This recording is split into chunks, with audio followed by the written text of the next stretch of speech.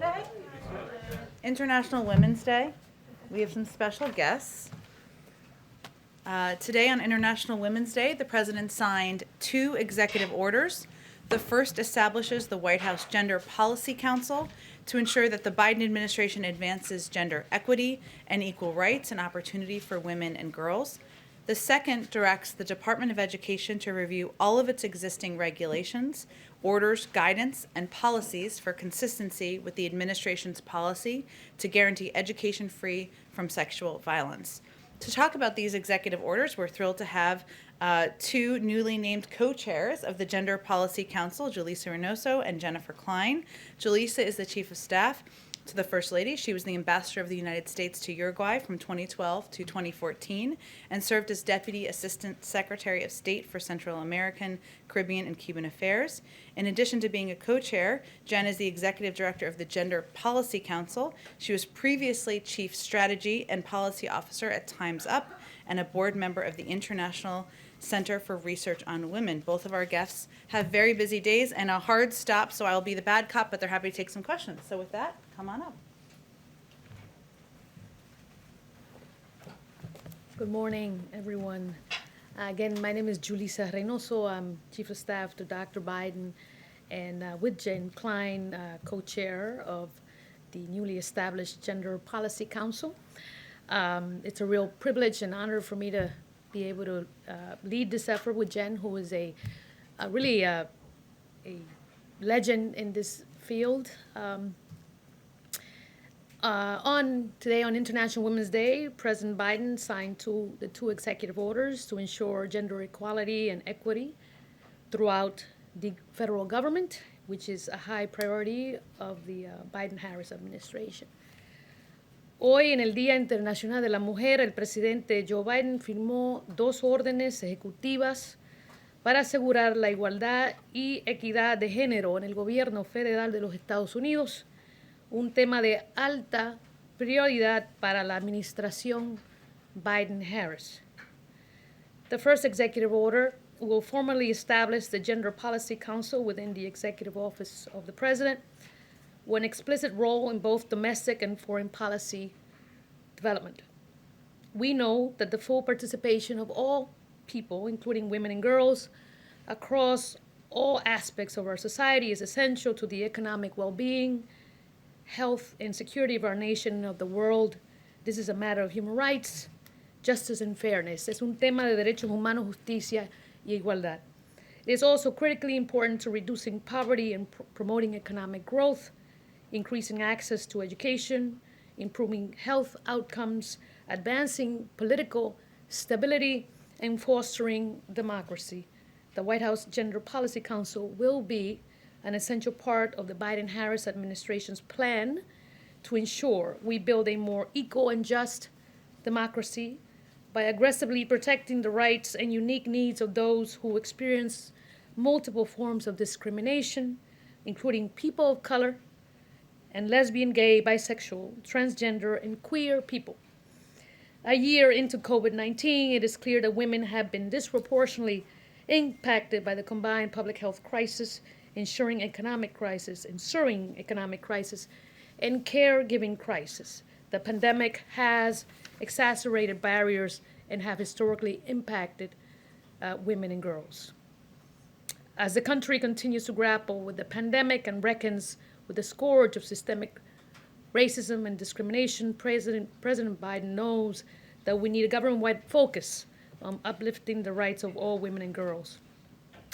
The Gender Policy Council will tackle a number of issues. We will work to combat systemic bias and discrimination, including sexual harassment. We will focus on increasing economic security and opportunity by addressing the structural barriers of women's participation in the labor force, decreasing wage and wealth gaps, and addressing the caregiving needs of American families and supporting care workers.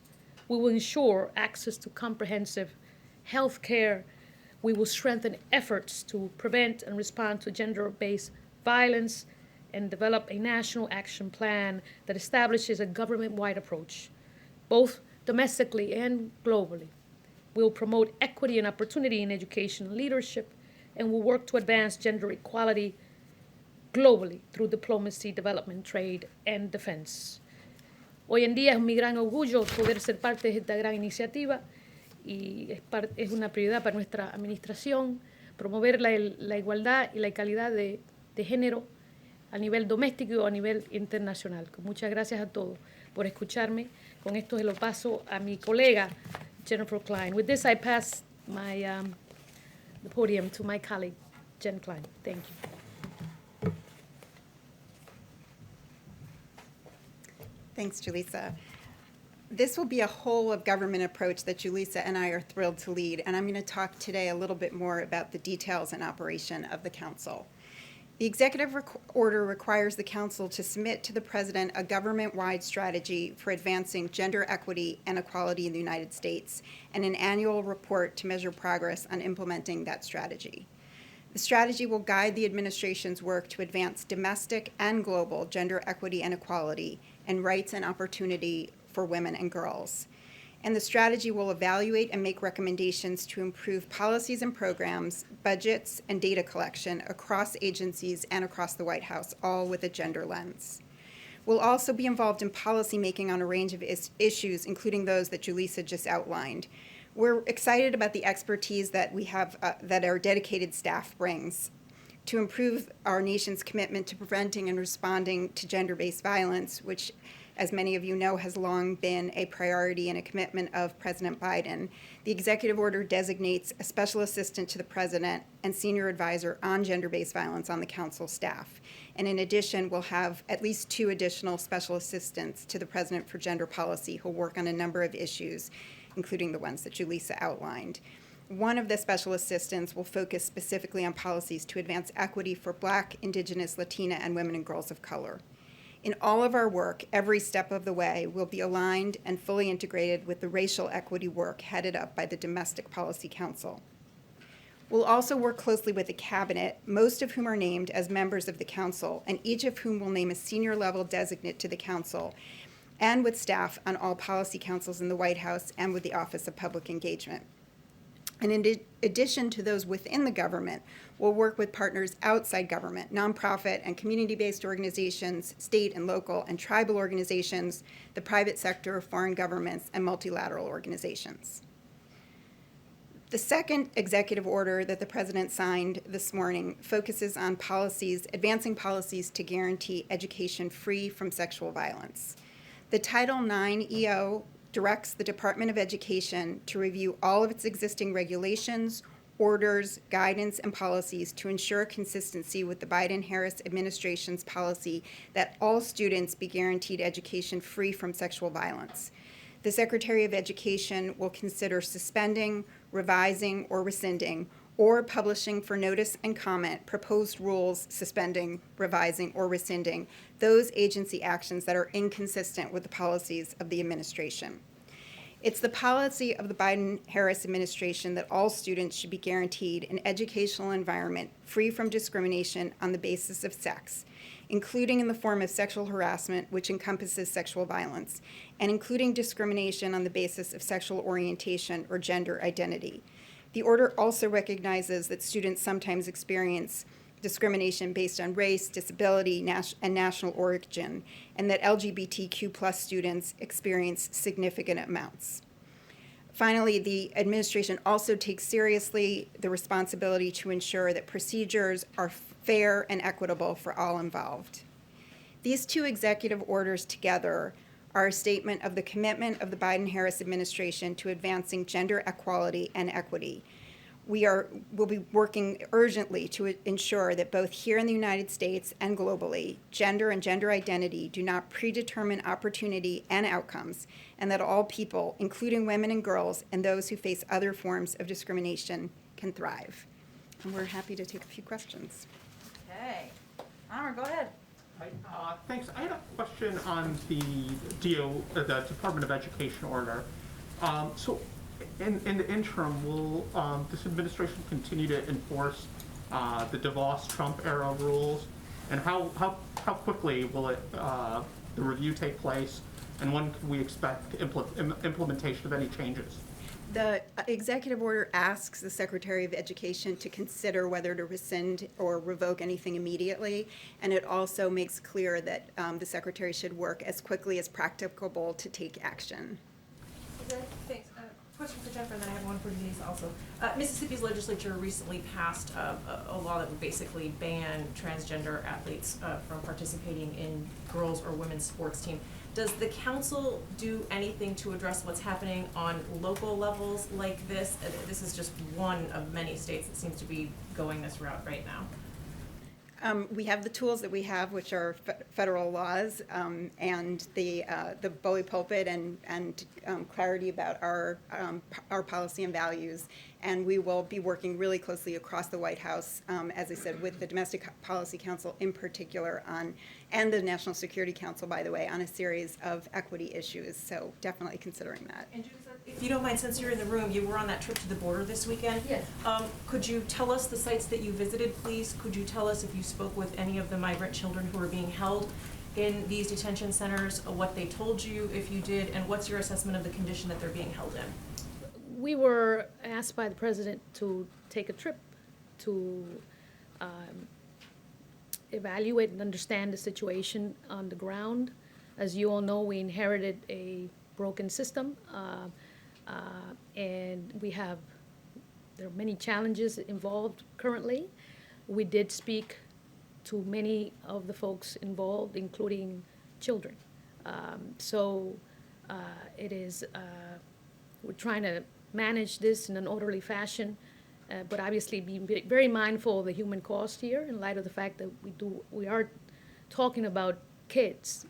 So that is something we are managing, and we do plan to brief the president this week on it. We have not done so yet. So you'll hopefully learn more during the course of the week. But our first order of business is to really have that conversation with the president. Go ahead, Nancy. One of the Title IX regulations that is targeted for review in the executive order says that a person who's accused of sexual misconduct on campus must be afforded due process. What's wrong with that formulation?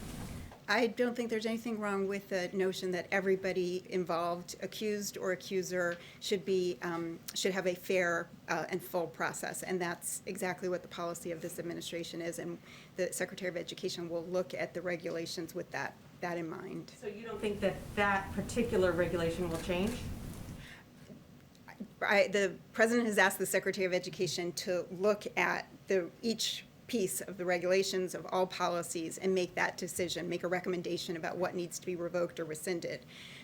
What is clear is that the policy of this administration is that every individual, every student is entitled to a fair education, free of sexual violence, and that people, all involved, have access to a fair process.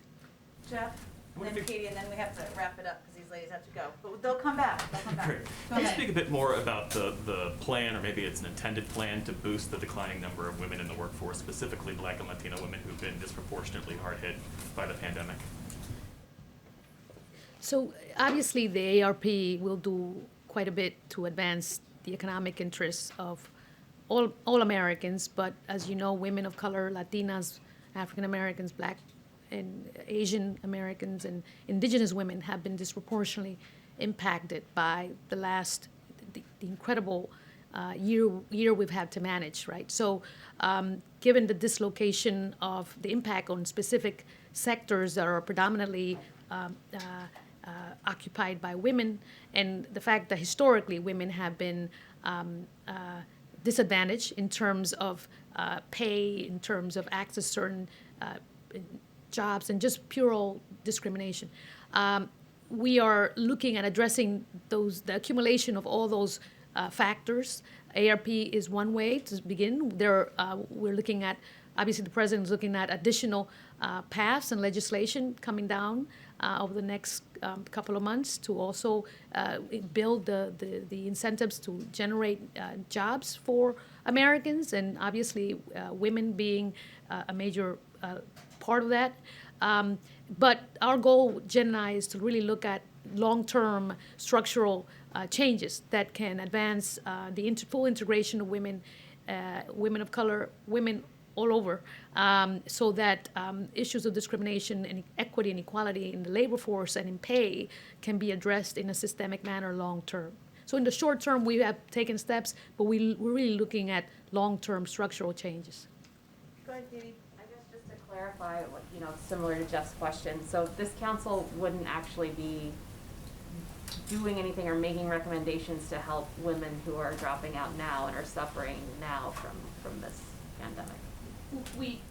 I'll start and then, well, we are, right? So we're working closely with, we have the Gender Policy Council, but there's also the Domestic Policy Council, the National Economic Council, and obviously National Security Council. We work closely, and we've already started this fluid collaboration with our colleagues in the other councils to make sure that we are deliberately integrating gender equity and equality in terms of the economic plans in their work. Obviously, our colleagues are very mindful of this, but we are reinforcing it in our own kind of daily routine, and that is part of our job. In fact, one of our colleagues who's working with us, that is her task. So it's within the White House, but also obviously through the entire government. But it's short order, but also long term. You want to add something? I would just add that, what we've experienced, what women have experienced, but all of us have experienced over the course of the last literally year, is a public health crisis, an economic crisis, and really on top of that, a caregiving crisis. So I would just note that the American Rescue Plan has a number of provisions in it that will bring immediate relief to women and help women get back to work. And those range from those individual payments that will go to individuals and to families. Child poverty will be reduced by half. There's a child tax credit, which is of significant value to parents and women in particular. Unemployment insurance, helping schools reopen safely so that kids can get back into school, help stabilizing the child care industry, and helping parents be able to afford child care. There's so much in there that will provide immediate relief to women and help them get back to work. And then, as Julissa says, there are longer term structural changes that also need to be addressed. I referenced the caregiving crisis. I mean, one of the reasons that women are leaving work is, first, because they're in industries that are really under stress, like hospitality, retail, but also because they have caregiving needs that they can't meet. And so, thinking about, and there are pieces of this already in the American Rescue Plan, but thinking about paid family and medical leave and building and making childcare more affordable, and helping with long-term care for sick or aging relatives. And by the way, helping address the issues of the paid caregivers who we are all depending on, who need additional adequate wages and additional dignity in the work that they do. So as Julissa said, there's a long-term plan, but I also don't want to underestimate that there is so much that's important immediately to getting women back to work, and to get kids back to school and to crush this pandemic. Thank you both. Do you want to do one more? One more. Go ahead. Speaking of executive orders on gender equity, the president and the vice president campaigned during the election on giving a third gender option on federal government IDs to individuals who want them. Does the president see value in signing an executive order to make that happen? I haven't looked yet to see whether that requires an executive order. I mean, I would note that we are very inclusive in our definition of gender, and we intend to address all sorts of discrimination and, fight for equal rights for people, whether that's LGBTQ plus people, women, girls, men. So, that's certainly something that we will look at, but I honestly don't know whether that requires an executive order. The American Civil Liberties Union is pushing for an executive order for this action. I was wondering if anything like that was under consideration at this time.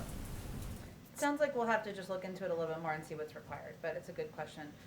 Thank you, ladies. I know Dr. Biden is waiting for Julissa, so we have to let her go, but thank you both for coming. We really appreciate it. Thank you. Thank you. Okay.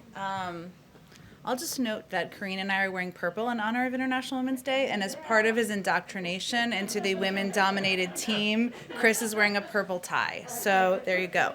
I just have a couple of items at the top. Obviously, our focus continues to be on the American Rescue Plan and getting it across the finish line.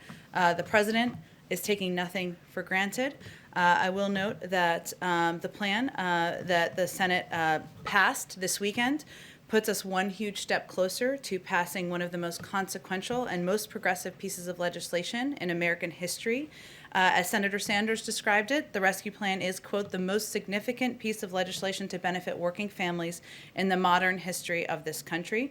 The bill will also help us reopen schools safely, keep teachers, cops, firefighters, and other essential workers on the job, and it will give us the tools and resources we need to crush this virus.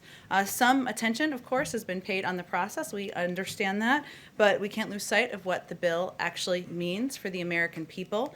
$1,400 checks for 158.5 million Americans. A typical family of four making $100,000 will get $5,600 in direct checks, lifting 11 million people out of poverty and cutting child poverty in half this year, including through a historic expansion of the child tax credit that will benefit 66 million kids across the country, extending unemployment insurance for around 11 million Americans. As you all know, we would have hit a point where people would be losing it later this week if we were not headed toward the passage of this bill. Tens of billions of dollars in rental and homeowners assistance that will benefit lower income, disproportionately Black and brown communities, renters, and homeowners. And also the most significant investment in American child care since World War II, expanding the earned income tax credit to 17 million low-income workers, and significantly reducing, and this is a piece of it that hasn't received a lot of attention, health insurance premiums for millions of Americans. So a family of four making $90,000 could see their monthly premiums go down by $200 a month, and that's in addition to direct checks they'll be receiving, the child tax credit they'll be receiving, and other components.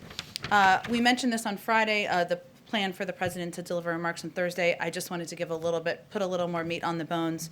The president will deliver his first primetime address to commemorate the one-year anniversary of the COVID-19 shutdown on Thursday. He will discuss the many sacrifices of the American people have made over the last year and the grave loss communities and families across the country have suffered. The president will look forward, highlighting the role of Americans that Americans will play in beating the virus and moving the country toward getting back to normal. With that, I'm going to kick us off.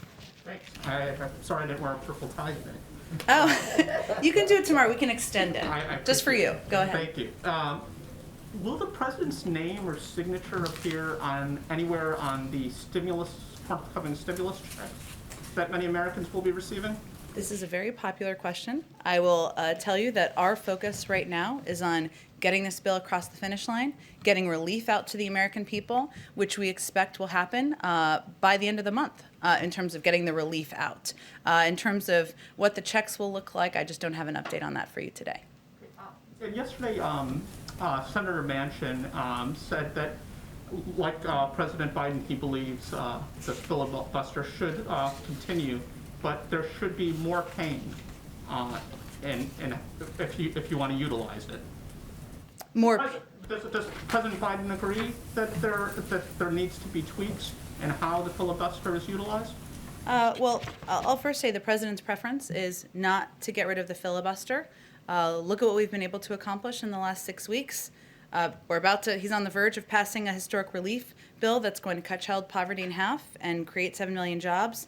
We'll have enough vaccines for all Americans by May. 13 cabinet nominees have been confirmed. We rejoined the Paris Climate Agreement. We ended the discriminatory Muslim ban.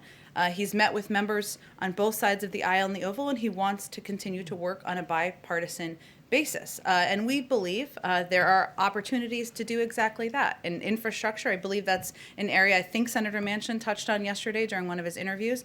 It's a policy area that's close to the president's heart, one he's had a lot of interest in and commitment to, even to when he was vice president and before, there's been historic bipartisan support for that. Immigration, modernizing our immigration system, historic bipartisan support for efforts moving forward. The president is an optimist by nature, otherwise he probably wouldn't be in this job, and he believes that there is opportunity to work with Democrats and Republicans to get work done for the American people. Just one last small Go question. ahead. I know the president and first lady had struck up a friendship with Harry. I was wondering if they caught any of the interview yesterday, and if they had any reaction to what the couple has gone through, in regards particularly with what they felt in terms of the racism that they felt. Well, let me first say that obviously many of us caught the interview. I don't have as many Americans did, and many people around the world. Meghan Markle is a private citizen, and so is Harry at this point. For anyone to come forward and speak about their own struggles with mental health and tell their own personal story, that takes courage. And that's certainly something the president believes, and he's talked about the importance of investing in a lot of these areas that they're committed to in the future as well. We aren't going to provide additional commentary from here on behalf of the president or others, given these are private citizens sharing their own story and their own struggles. And let me just reiterate that we have a strong and abiding relationship with the British people and a special partnership with the government of the United Kingdom on a range of issues, and that will continue. Go ahead. I'll go to Steve next. Go ahead. Sorry. Couple questions. On the timeline front, the president hit on this over the weekend, but I'm wondering if you could Sure. clarify. He said that Americans will start to see these stimulus checks this month. That is the question on so many minds I right know. now. Given that this is tax season, there are concerns about whether the IRS can process these quickly. Do you have a timeline? Will it be a matter of days that Americans will see these checks? This is certainly a very popular question for understandable reasons. The Treasury Department is working on what this looks like and what the processing looks like. As the president said on Friday, we expect a large number of Americans to receive relief by the end of the month. But in terms of the mechanics of it, Treasury just has to work through that, and an update will likely come from them, but we'll keep you all abreast of it. You sort of hit on the vote count a little bit. You didn't get a single Republican vote. Does this concern the president about the ability to pass his agenda going forward? What are the implications long-term right now, given that he doesn't have any Republican support for this? Well, first, the door of the Oval Office remains open to bipartisan work, and I expect he will continue to work with and reach out to Democrats, of course, but also Republicans about ways to work together. And he's had a number of bipartisan meetings, even in the last few weeks, a couple on infrastructure, on cancer. He feels certainly is a path forward, but we're also not going to allow bipartisanship to be defined by one zip code. In fact, many of the Republicans who voted against this are outliers and are against the grain of what the people in their own districts supported. So they may be getting questions about that once relief goes out, once schools are able to upgrade facilities and benefit from these checks. But he remains open and remains hopeful about the opportunity for bipartisan work moving I forward. want to follow up with you on the question I was asking Julissa. Why has the White House not said where this delegation went this weekend? I can confirm for you that that the delegation went to, of course, a CBP facility, as was confirmed in their readout, but also to the Carrizo Springs facility shelter in Texas. And why so few details on this release? This doesn't seem to be in the transparency of, in the spirit of transparency that Secretary Mayorkas promised here at this platform. There were no cameras, there were no press. Julissa answered very few details about what they saw on that visit. Well, first, the president, as she conveyed, asked them to go because he really wanted to get a full assessment from senior members of his policy team about what they were seeing on the ground based on meetings, based on conversations with officials from HHS, officials who were running these facilities about what their challenges are, what improvements could be made. And as she noted, they also spoke with children. They'll have, as is a normal part of any internal policy process, they'll have a briefing with him in the coming days. We do look forward to, he's committed to, we are all committed to allowing cameras into these facilities, but we want to figure out the best way to do that, protecting the privacy of the kids in a way that's secure and safe, and certainly that's something we look to do in the future. Go ahead, Steve. The readout of the visit to the border said that they discussed capacity needs for unaccompanied children. Will they be making recommendations to the president? Is there a need for more capacity? Well, we know just purely by the numbers, Steve, that there is going to be a need, right? Because we have a large number of kids, unaccompanied children who are coming across the border. We've made a policy decision as an administration that the humane and moral approach is to keep these kids safe and get them into facilities that are safe. There are some limitations, which I know many of you are familiar with because of COVID restrictions and protocols that reduce the capacity at a number of these sites. CDC also put out some guidelines. Many of you may have seen, I believe it was on Thursday or Friday, that will allow for increased capacity at some of these sites. But it is an area of policy discussion. How will we continue to accommodate in a safe and humane way these kids? And our objective remains moving them as quickly as possible out of the Border Patrol facilities. In order to do that, we need to have shelter facilities that are safe, that have access to educational resources, legal resources, health and medical resources, and we need to ensure we have capacity to do that. Separately, the U.S. has identified 3 online publications directed by Russia's intelligence services aimed at undermining the Pfizer and Moderna vaccines. Yeah. Are you aware of that? What can you do about this to counteract? Well, first, we can reiterate that we will fight with every tool we have disinformation. We are certainly not new to, or we're certainly familiar with, I should say, the approach and tactics of Russian disinformation efforts. And we will reiterate that at every opportunity, these vaccines are safe. They've been approved by the FDA. We will have, of course, health and medical experts conveying that at every turn. And we will look for ways to combat disinformation. But we are aware of it, we are monitoring it, and we are taking steps to address. Go ahead. You mentioned the historical bipartisan nature of infrastructure. Has the administration made a determination about its next legislative priority, whether it will be a targeted, focused infrastructure bill that could potentially pick up Republican support, or whether it's going to be a bigger, build back better, more sweeping, potentially more expensive effort? Not yet, Jeff. It's a great question. I mean, our focus, I know we say this publicly, but it is also our focus internally, is down the American Rescue Plan and getting it across the finish line, and we take nothing for granted. There are the president's priorities are not a secret. He talked about them. You touched on a number of them as a part of his Build Back Better agenda during the campaign.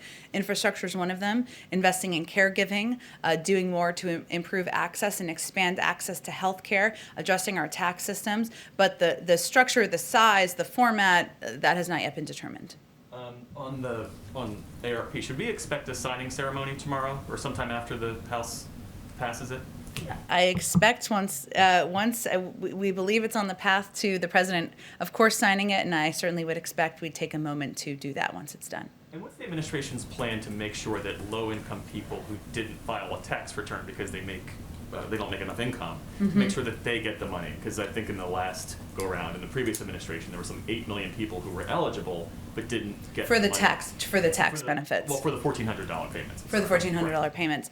It's a great question. I probably would have to talk to Treasury about their implementation mechanisms here and how they're able to reach those individuals. It certainly is something that when we came in and did reviews of processes that could work better, we also noted during the transition, but I'll have to talk to them about what systems they'll be able to be put in place to ensure more people receive these checks. Go ahead.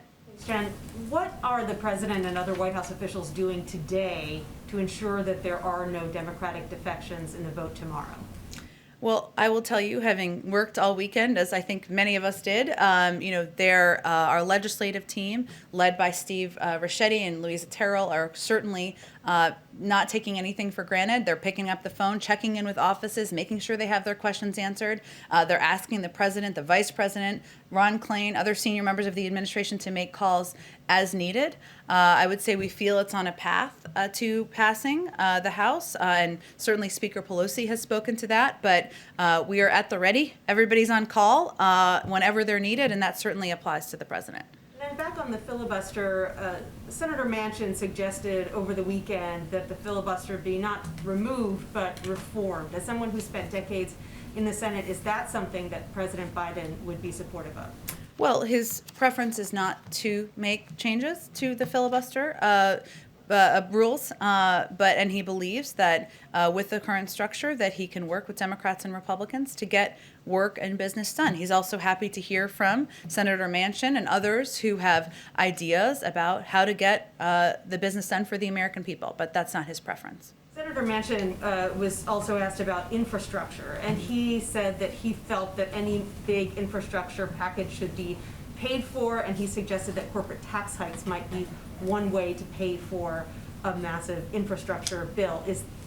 Does the president believe that the bill should be paid for, and does he support corporate tax hikes as one way to do that? Well, he spoke on the campaign trail, and one of the items that he spoke about in his Build Back Better agenda was making sure that people paid their fair share, whether it's highest income or rolling back some of the corporate tax cuts. So certainly those are policies that he supports. We don't have a bill or a package yet, so we can have that conversation once we get there. Got it. And then one last question on schools. Dr. Fauci said over the weekend that he thinks that high schoolers are going to be vaccinated by the fall. We know what President Biden's goals are when it comes to K through 5 kids. Have you made any progress in devising goals for high schoolers? Well, we are thrilled to have Secretary Cardona confirmed, and he is, as you know, going to be hosting an education summit to talk about the reopening of schools and look ahead to what needs to be done to get that done. And that applies, of course, not just to K through 5 or K through 8, but also high schools. We also are on track to for the president to sign into law the American Rescue Plan, which has $160 billion in it, to ensure that schools who don't have the resources needed can make these facility upgrades as well, get testing in place, hire teachers, bus drivers. But I will leave it to the Secretary of Education to determine the timeline or the path forward for high schools. Go ahead. Briefly ask on a couple of COVID things. Can you confirm the president will host the Merck and J&J executives at the White House on Wednesday? Yes. Why did he go do away with the trip to Baltimore? We just felt it was a more appropriate place to have the meeting, but he will look forward to discussing with them ways to work forward to continue to expedite vaccine supply and distribution to the American people. Is there any risk with the event was supposed to happen in Emergent? There was, of course, a report on the weekend over Emergent's history with the U.S. government. Is there any risk that the vaccine production could be slowed if the U.S. has some, problem with Emergent being a supplier to J&J? As perhaps implied by the president declining to go to the facility? Well, I will say first that the administration is going to undertake a comprehensive review and audit of the national stockpile. And obviously some of that was covered in the story I believe you're referencing. But I have not, our health and our COVID team has not conveyed to me any concern about the timeline or pace of vaccine production.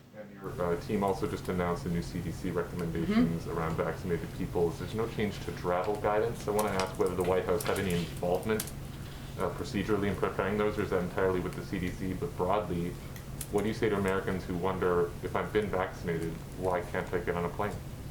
I would encourage them to ask the CDC the questions. They are the ones who put together those guidelines. We were not involved in the sense of developing them or signing off on them. Of course, we receive regular briefings, but I would direct those questions to the CDC. Finally, there was a report out of Europe and the FT that the European Commission will ask the U.S. government to authorize export of U.S.-produced AstraZeneca vaccines in particular. Do you have any response to that, or can you say whether there have been any calls? Have you been asked that yet by the Commission? I don't have any update on that, Josh. It's a good question, but I'll have to talk to our national security team and our COVID team about what that approval process would look like. I'm not aware if that ask has actually been initiated yet. Go ahead. Yes, Jen, thank you. The Chinese foreign minister is demanding that the Biden administration reverse what he calls former President Trump's dangerous practice of showing support for Taiwan. What's your response to those words from the Chinese foreign minister? Well, our position on Taiwan remains clear. We will stand with friends and allies to advance our shared prosperity, security, and values in the Indo-Pacific region. We maintain our long-standing commitments as outlined in the 3 communiques, the Taiwan Relations Act and the 6 assurances, and we will continue to assist Taiwan in maintaining a sufficient self-defense capability. So our position remains the same. Are you worried at all about this increasing rhetoric and the actions by Taiwan towards China? I don't think I have anything more for you on it. Go ahead, Katie. Yeah, I have a couple questions. The first is about Secretary Cardona being ordered to revisit the Title IX rules as they relate to sexual misconduct on campus. So the Trump era rules were controversial because critics said they bolstered the rights of the accused, perhaps over the rights of victims. The Obama era rules were met by legal challenges that said those rules infringed on due process for the accused.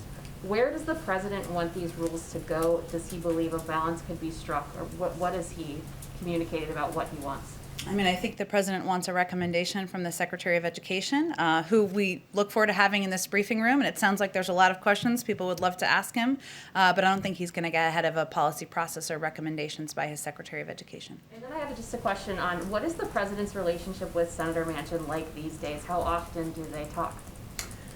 They speak regularly. He speaks with a range of senators and members of Congress and members of the House regularly as well. Obviously, they have meetings here, but he, perhaps because he served for 36 years, certainly doesn't hesitate to pick up the phone and have a conversation, whether it's something he agrees with, disagrees with, and that's something he's prone to do even when it's not on his schedule for that day, just when it comes up and it's an ask somebody makes on the team. He has worked with Senator Manchin over the course of years, and he certainly appreciates the support for the $1.9 trillion package that will help bring relief to the American people. He looks forward to working with him on a range of items on his agenda moving forward. Go ahead. The president has said there'll be enough vaccine supply to vaccinate every American adult by the middle of May. What does that mean for the White House's plans to develop a proposal to export vaccines to other areas of the world? Well, as the president has said, and we've said, I guess, our priority is ensuring that the American people are vaccinated, and we, of course, remain committed to being vital partners in the global community. There are a couple of factors that we certainly our health team considers. We don't know which vaccine is most effective for children. Of course, that testing is ongoing. We still don't know yet the impact of all of the variants. So I don't have anything to predict for you in terms of what additional supply will be shared and when and the process for that. But certainly it's something we're open to. Our first priority, though, is ensuring the American people are vaccinated. A question on this week's schedule. Every day has a COVID-related event for the president. Obviously, he's been focused on it on any given week, but this week seems notable. I was kind of curious what you could say about what the plan is this week and why this is kind of a special week to kind of increase that focus on the response to the pandemic. Well, I would say that there's no issue that's on the minds of Americans more than getting the pandemic under control. The American people know that the reason why we have a recession, the reason why so many families are concerned about putting food on the table, the reason why parents around the country are worried about the impact of closed schools on their kids' mental health and their learning is because of the pandemic. And it is the number one issue and priority on the mind of the president, the vice president, and our entire team. Of course, this week marks 1 year since the country was essentially shut down as a result of the pandemic, and it's important to note, of course, what steps have been taken and what progress has been made, but of course also the road ahead, and so we're taking an opportunity to do that. Go ahead. Jen, as a print pooler, I'm going to ask a question for myself and on behalf of the print pool. Sure. And my first question for me could be a follow-up to the Manchin question. Okay. The Senate, before approving the ARP on Saturday, defeated an amendment that would have defunded schools and universities under Title II if they allow transgender kids in athletics. However, that amendment got support from senators on both sides of the aisle, including Susan Collins and Joe Manchin. As head of the Democratic Party, did the president express any regret that that measure got bipartisan support?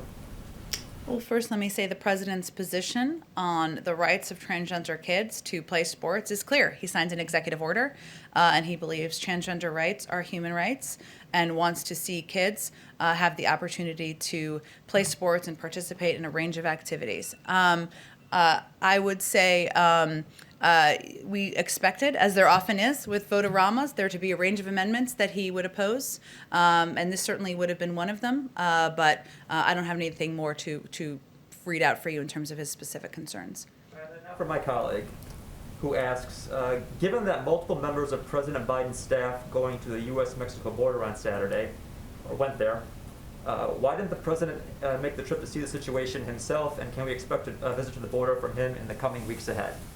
I don't have anything on his schedule to read out. I will, though, confirm for you, having traveled on smaller delegations, but also on trips with the president.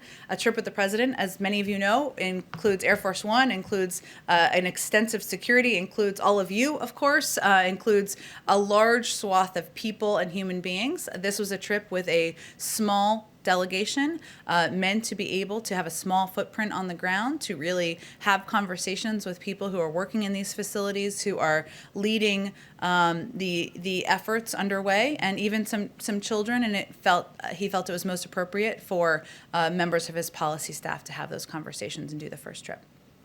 Go ahead.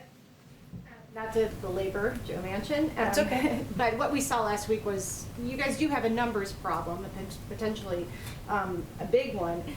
What does that mean going forward, given Joe Manchin's comments in the past, and then more recently talking about he wants Republicans more involved, he will not support an infrastructure bill that goes through reconciliation. I mean, more specifically, the minimum wage. I mean, this is something progressives have pushed for. They want $15. How can you possibly get to $15 when you have Joe Manchin saying what he's saying and Republicans drawing a pretty hard line? Well, first I would say Senator Manchin and Senator Sanders and a range of Democrats in between just voted to support a $1.9 trillion package that is the most progressive piece of legislation in history. So I would say we feel pretty good about that, and the fact that that package was not broken up. It still contained the key components that the president advocated for: $1,400 checks, assistance to schools. And yes, there were some changes on the margins, but it is the core of what he had originally proposed. The president believes that there is a path forward on a range of issues where there's been a history of bipartisan support, including infrastructure. Infrastructure improvements are not a Democratic issue. They're not a moderate issue, a progressive issue, a conservative issue. The American people want their roads, rails, and bridges to be reformed. He feels there's a path forward. There's no bill that's being considered. He's having discussions to hear good ideas from members of both parties. And once we have a bill, we're happy to have a discussion on how we move it forward. Does that mean you do think that you will have to work with Republicans? Do you think you'll have enough Republicans to get to $15 specifically? Oh, sorry, the minimum wage you asked about. You asked a few things in there, so I was just trying to unpack them. No, it's totally fine. The president remains committed to raising the minimum wage to $15. There are no negotiations right now with the president or anyone from the administration on lowering that threshold.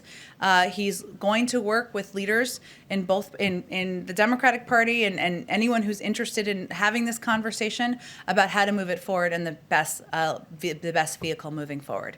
But that's the status of it. Right now, we're focused on the American Rescue Plan.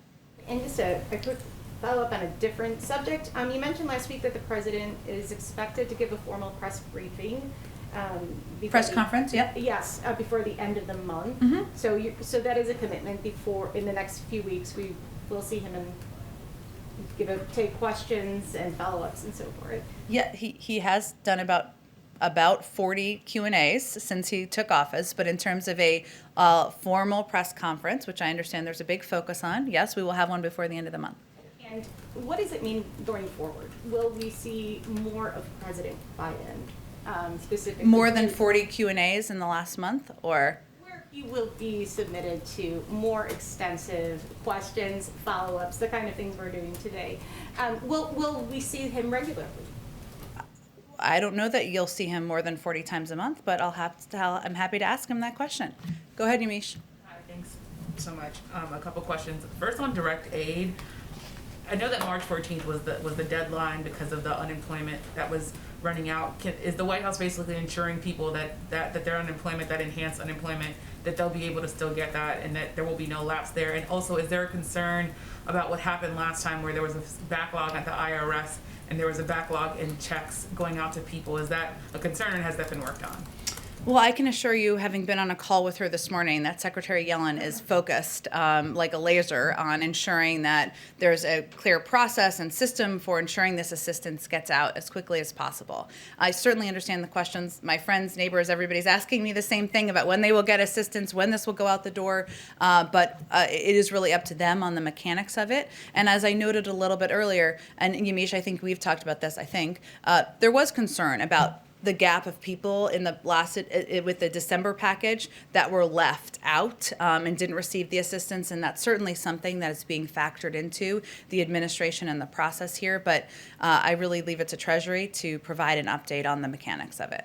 And then I know you said the president's preference is to not do away with the filibuster. House Majority Whip Jim Clyburn, he said that if Democrats want to keep enjoying the majority, that they have to find some workaround around the filibuster. He said maybe it would be a cinema mansion rule. I wonder if the president would be behind some sort of rule for specific legislation. Jim Clyburn was talking about civil rights and voting rights legislation. Would the president back any sort of filibuster workaround for specific legislation?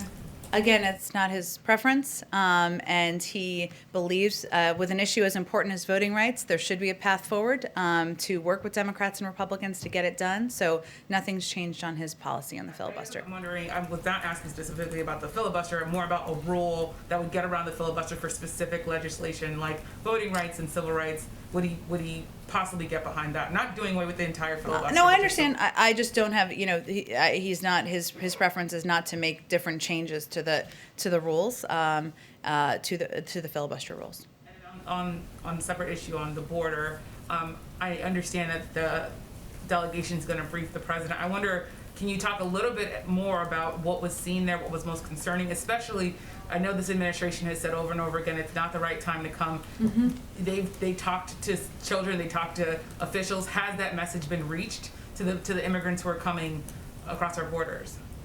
Well, I think first I'm going to allow the president to receive the briefing first before we talk about it more publicly. But I will also say, just an expectation set, that this is a normal part of an internal policy process, and I don't anticipate that we're going to give extensive briefings about internal policy processes or internal discussions that the policy team will have with the president.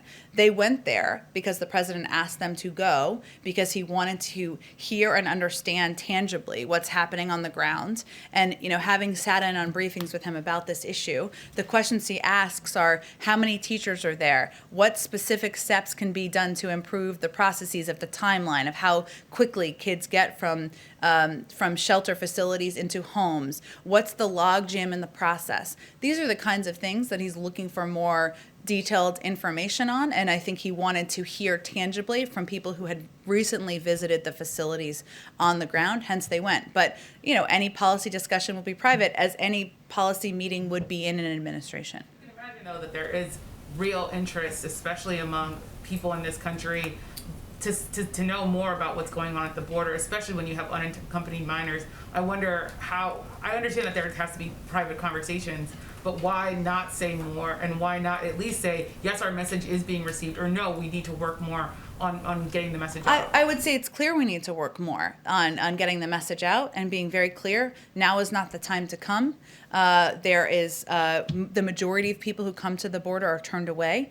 Yes, we have changed the policies of the last administration as it relates to unaccompanied children, but the majority of families, adults, the vast, vast majority are turned away at the border. And that is a message that clearly we need to continue to look for means and ways of getting out, more and more out to the region. Is there a time for the prime time address? Completely housekeeping, but is there a time specifically for? It's a great question. I will follow up. I think I know it, but let me double check and make sure it 100% landed on the time I think it's going to be. Well, can I come back? Because let me go ahead to the back.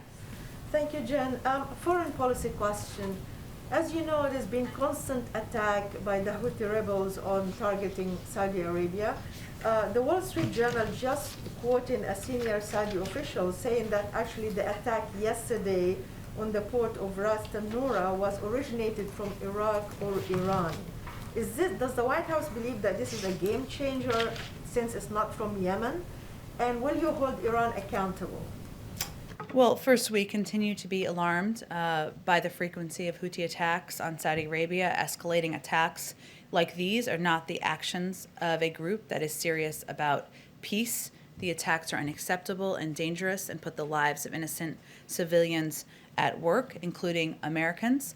We, of course, continue to work in close cooperation with the Saudis, given the threat, as you referenced, that they are facing on a frequent basis from these attacks. and we understand that they face genuine security threats from Yemen and others in the region.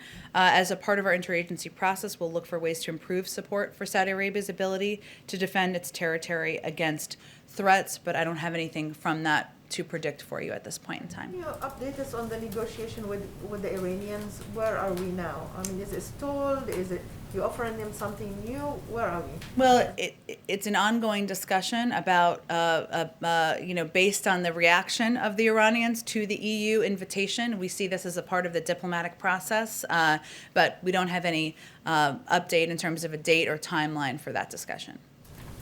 Go ahead, Isaac. Thanks, Jen. Given what the president said yesterday with the executive order that he signed and what's in that executive order, I wonder if you can explain why pushing for voting rights isn't a legislative move on voting rights isn't higher up on the agenda for the president as you're sequencing these things, especially given all of the changes that are being pushed in a lot of states to voting rights. It is a priority. Right now, our focus is on the American Rescue Plan, getting it through, getting it passed, because the number one and number two issues for the American people are the pandemic and the economic recession. But of course, making it easier and more accessible for the American people to vote is something the president talked about on the campaign trail, and he will remain committed to through the course of his presidency. He signed executive orders, as you referenced, into place just over the weekend. He obviously supports the passage in the House of this piece of legislation, and we will continue to look for ways to make voting more accessible for the American people. If he's not leaning into it as something for Congress to move on soon, is there a concern that as these state voting rights laws get into place, and of course there are elections in the fall, there are going to be elections next year, that it will be sort of those restrictions that are being put in place will be in place by the time that it comes to voting, and Congress won't have moved? I mean, he is supportive of the legislation, right? He talked about, he put out a supportive statement. We had a supportive statement of administration policy on the passage through the House.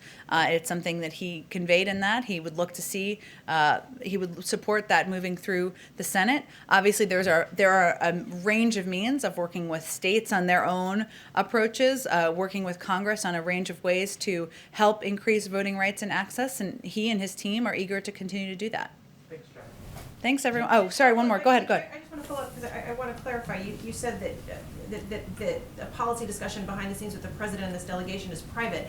I just want to clarify, following up on what Yamiche was asking, I'm not asking for a detailed readout on a private conversation that's happening in the Oval Office between the president and this delegation. Journalists have not been allowed to see what's happening inside places. I understand, and I said, so all I was conveying on that particular piece, just for clarity, is we're probably not, for expectation setting, we're probably not going to do a readout of their private conversation. I know you weren't asking for that. We get a readout on what these children, whom we've not been able to speak to ourselves, are saying to the delegation of 14 members that went, on the conditions that they're being held in, or if not a readout on this conversation on what these kids told people like Julissa, can we get it ourselves? Well, first, as I said when you asked the question earlier, we are very open to and support, and the president does, providing access to these facilities. We need to do that in a way that protects the privacy of these kids who are under 18, is safe given COVID protocols, and we are committed to doing that. So we're not expecting you to take our word for it. I was just conveying that any private policy conversation, I just didn't want there to be an expectation every day that we'd be reading that out. This will be an ongoing discussion. And of course, we want to bring more people in here to